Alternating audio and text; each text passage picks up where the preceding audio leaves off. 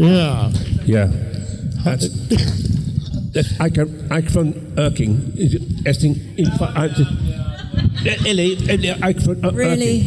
Are you really still doing that after all these years? Yes.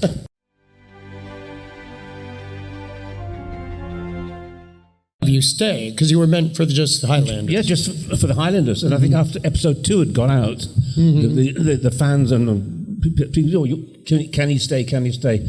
But rumor has it that they had an idea. They wanted me to stay. They didn't tell they told my age, but they didn't tell me. Because I would have done, oh God, if I'm really good, I could get a year's work. And you suddenly start to overact, you start to, you blow it. So I just did 4 episods, and after 2 episodes, they said, Innes Loyne actually said, how do you fancy joining the old TARDIS crew for a year? And I said, I can't. Oh, don't you like it? I said, no, we've already filmed me waving goodbye to the TARDIS and staying with Kirsty and Donald Bliss at my lair. He said, oh, hell with that, we'll refilm it. And 2 days later, I went to French and Ponds. This time, I got into the TARDIS and waved goodbye to the Highlanders.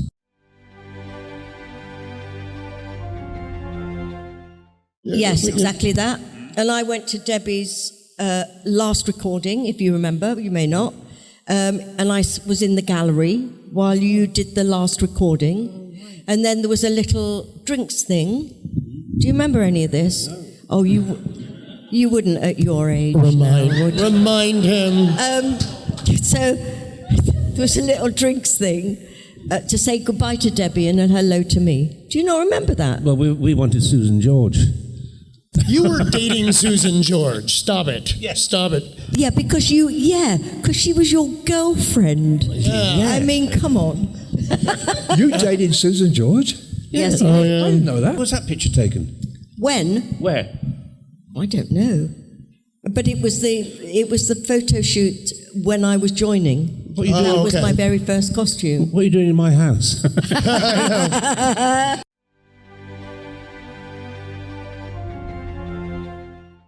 You dated Michael Caine's daughter. That's yeah. There was no pressure. I mean, what was that about when you were meeting Michael Caine? Well, I'd done a movie with him before. Oh, you'd worked with him. The Last Valley, and and then his ex-wife came onto this Emmerdale Farm, and she showed me a picture. I said, "Oh God, she's nice." She said, "That's my daughter, Nikki." And hands off, she's only 15. I said, "Oh, all right, no, fine." I said, "Bring her along when she's 16." And Patsy left the show, and a year later she came back to join the show again, and she said, "Will you take me out for dinner tonight?" I went, "Oh, yeah, Patsy, I'd love to." So I went to the hotel, and I opened the door of her bedroom, and Nikki popped her head around the corner. She said, "Hello, I'm Nikki. I'm now 16, and Mum says you can." Yeah. Mum says you can what? Take me out. Oh. Take me out. Goodness. Don't you, honestly. And money was exchanged. no money. Yeah, exactly. And then, we started to go out and fell in love. And then she said to her dad, "Oh, I met this actor." "Oh, yeah." And, he wants to come down for supper one day. "Oh, yeah." And she said, "His name's Frazer Hines. He knows you." "Oh, Frazer. Oh, yeah, bring him down. Because we'd gotten really well on the Last Valley. We used to do a lot of gags, and Omar Sharif was doing just like that, on his.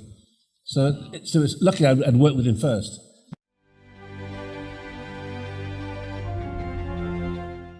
So that first event that I went with Frazer, he surprised me by showing a clip of a fight that Wendy did. And I'm looking at it and going, that's probably the worst thing I've ever done in my entire life. And there was a reason for that. Wendy was fantastic, superb. And we spent maybe 2 days working on how to flip somebody and how to throw them on the ground. And the guy that she worked with, he couldn't react to anything she did. So when he fell on the floor, he just got straight back up again, not creating the pain and making her look good, but just making himself tedious is what it was. But added to that is the director came to me and said, the fight is too short. Can we make it longer? We spent 2 days working on the kick and the throw and stuff like that. And I said, well, it's going to be impossible to actually extend the fight into something new. So he said, well, can we just do the flip a couple of times? And I said, well, yes, you can, but you have to film it from another direction to make it look different.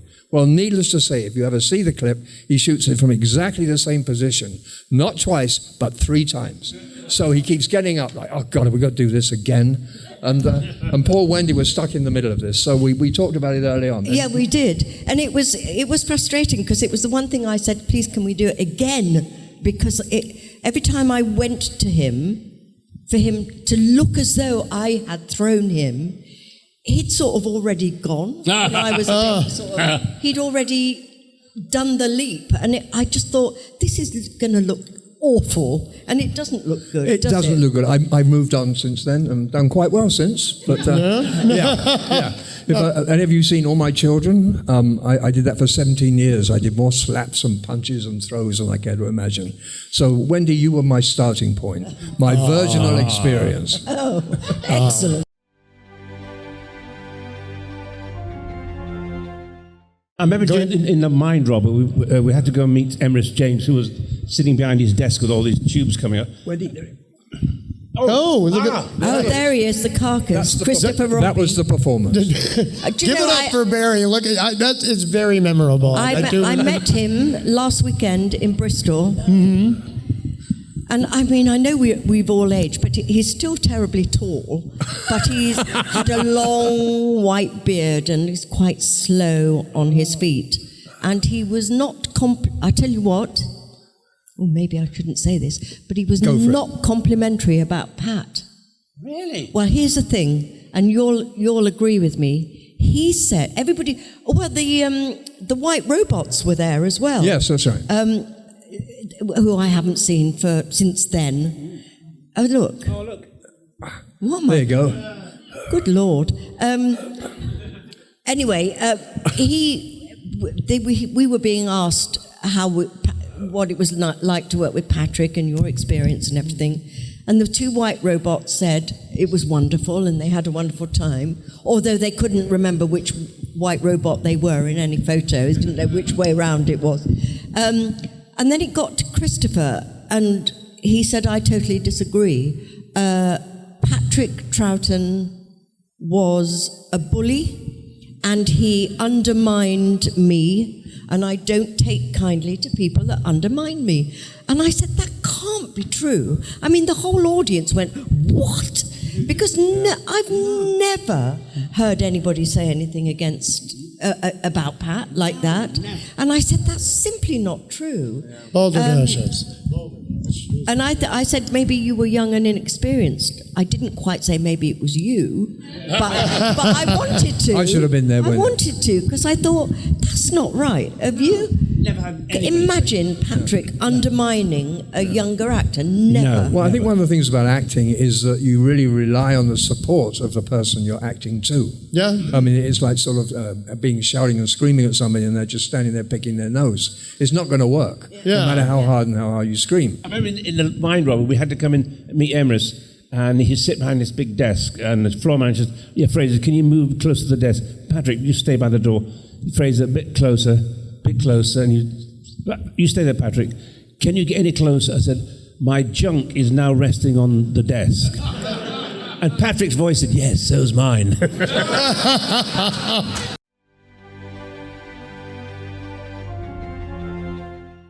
I liked an Ice Warrior. Yeah. I thought they were really quite creepy and pretty good. But what are those other quarky things? The quarks. So I'll take that as the definite, the negative I response. wasn't fond of a quark. Yeah? No. How about you, Frazer? Yeah. Cybermen were great. Yeah, because there's no emotion at all. Just two dots in that mouth. Whereas the Ice Warriors, you could actually see a chin moving. But no, to me, Oh, I know, but they were so latex. Do you remember them sitting for hours in makeup, having that bottom half latexed? I always thought they were creepy, and they used to hiss under that mask. I thought they were quite creepy. And how an Ice Warrior? Look. Oh yeah, look. Look, they're pretty good. Yeah. Oh, that looks like a That's the chief. Is that like a chief Ice Warrior, or is that just a? Zooming in, look.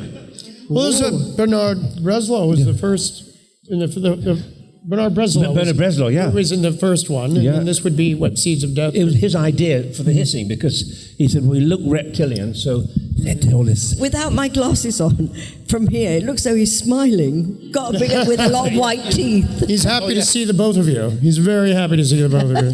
But how the Ice Warriors killed somebody is an actor would run, it was being chased, he'd run to this very, very shiny mirror. It was made of rubber, and he would hit his mark, and the camera would not be looking at him, it would be on this mirror, which looked like the actor was facing. And then there was a handle at the back, and when the Ice Warrior went, kill, zzz, the prop man would pull this, and it looked like you're getting killed like that. And on one particular take, kill, he ran, hit his mark, and the handle came off. And the Ice Warrior went, shit, missed the bugger.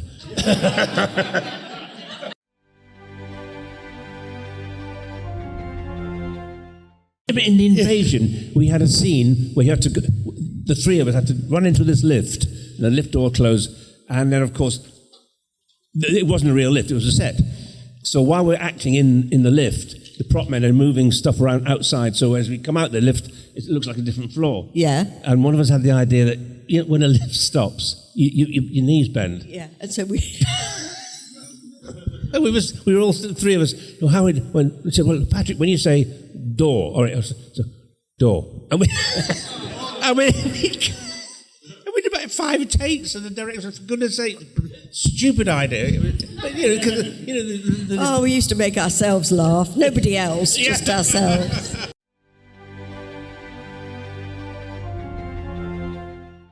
Tell us, Wendy, what was your favourite story in the whole of Doctor Who? What are you talking about? You What do you mean? You have a favourite story? Yeah, Mind Robber. Yes, and why was that? Because Fraser took a break. Fraser Why was was that? there for a week. Yeah. Do you remember that? No. No, you wouldn't have been I around. can't remember what I had for breakfast this Oh, morning. okay. No, Fraser got chicken pox, and so thank goodness it was Mind Robber, because it worked brilliantly. For the story to have the other actor. It was do his funny thing. because the two white robots that I did a convention with last weekend when we were doing the panel, I was saying, do you remember when Fraser got chickenpox and he wasn't there for a week? That's why it's my favourite story. And Oh, yeah. and they said they couldn't even remember. They couldn't remember that you weren't there for a week. Yeah, I mean, I bet you wish you hadn't brought that up now. Yeah.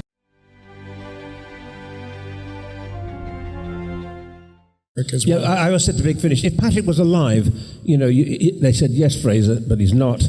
You're doing his voice, and you get paid to do... I said, well, I'm getting paid to do Jamie, and I'll do Patrick's voice for the love of man to keep his memory still going. But I never got paid, but now they've got Michael Troughton to do Patrick's voice. I know, and I did quite a few stories with Fraser while he was playing Pat, as well as playing himself and other characters. I mean, some days, I don't know how you did it, but you used to have a page of dialogue, and it was a character, Burrows, Jamie, the Doctor, Burrows, just line up. How you switched between those three, I just don't know.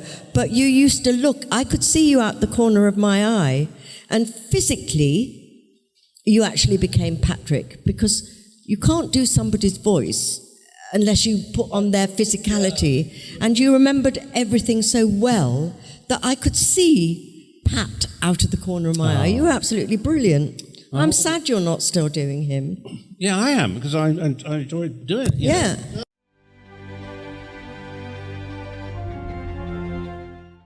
Well, I guess back in the day when we were in it, it was just the relationship between the three of us, really.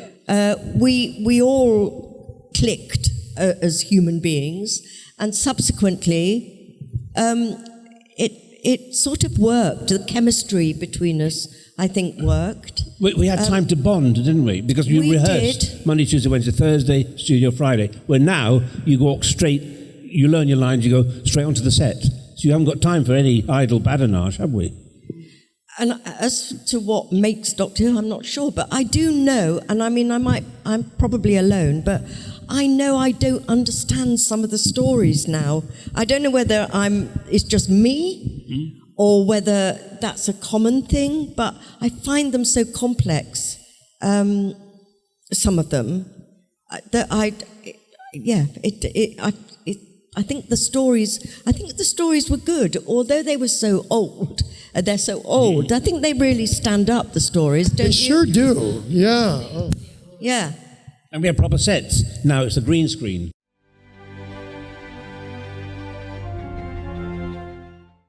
I learned a lot because I hadn't seen a lot. No. I learned how, funnily enough, how good Colin Baker was always.